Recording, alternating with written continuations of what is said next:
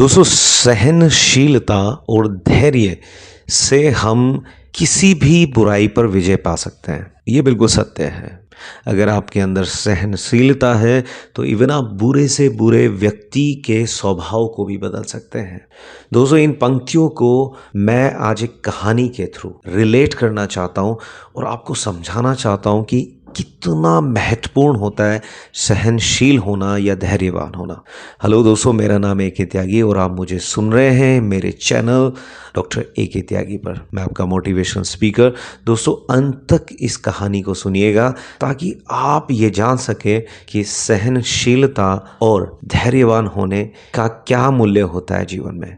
आज की कहानी एक ऐसे विद्वान और दार्शनिक के बारे में है दोस्तों, जो किसी के परिचय के मोहताज नहीं है और पूरा विश्व उनको जानता है।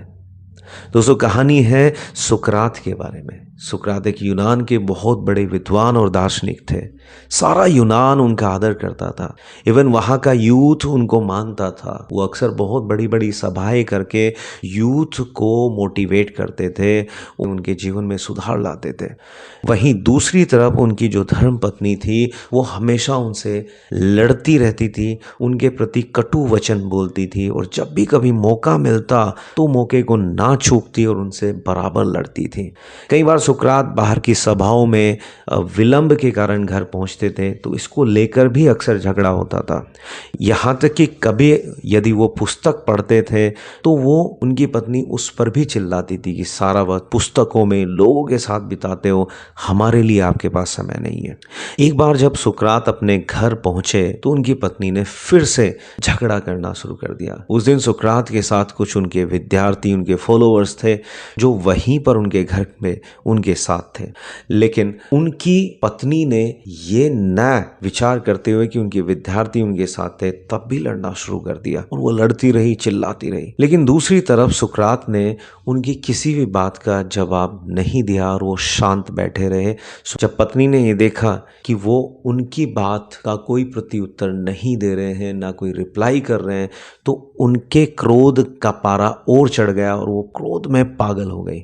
और क्रोध में पागल होने के पश्चात उन्होंने बाहर जाकर मकान से बाहर पड़ा गंदा कीचड़ एक बर्तन में भरकर सुकरात के सिर पर डाल दिया। सुकरात ने हंसकर कहा, देवी, एक कहावत है कि गरजने वाले कभी नहीं बरसते, लेकिन आज मैंने देख लिया कि जो गरजता है वो बरसता भी है। सुकरात हंसते रहे, परंतु इसी बीच उनके एक विद्यार्थी को बहुत क्रोध आ गया। उसने चिल्लाकर कहा, ये स्त्री नहीं हो सकती, ये चुड़ैल है, आपके योग्य नहीं गुरुदेव। सुकरात बोले, नहीं प्रिय शिष्य, ये मेरे ही योग्य है, क्योंकि ये मेरी पत्नी है।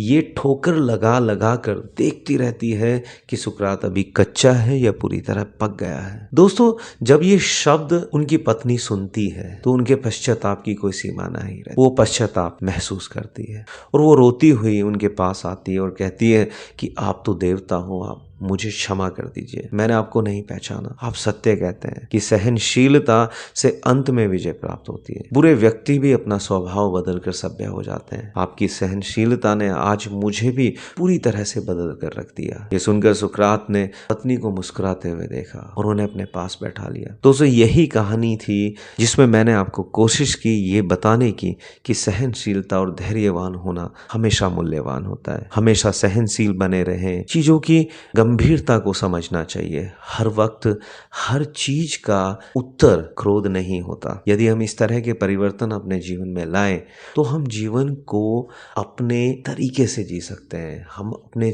जीवन को बहुत सहज बना सकते हैं। दोस्तों, कभी भी किसी को इतनी अनुमति ना दें कि कोई भी आपको अपने हिसाब से कंट्रोल करे, यानी आपका रिमोट किसी दूसरे के हाथ में आप दे दें। वो चाहे तो आप खुश हों और वो चाहे तो आप क्रोध करें। ऐसा नहीं होना चाहिए। दोस्तों, आप अपने कंट्रोलर खुद बने। आपको खुद अपना रिमोट अपने हाथ में रखना होता है। कभी भी किसी को अपनी पॉजिटिविटी को प्रभावित ना करने दें। दोस्तों, हमेशा पॉजिटिव रहें, स्वस्थ रहें। आशा करता हूं कि मेरा मैसेज आपको क्लियर है। अगर ये स्पष्ट है, प्लीज इस वीडियो को लाइक कीजिएगा और चैनल को सब्सक्राइब कीजिएगा ताकि आप इस परिवार से जुड़े रहें। Thank you so much.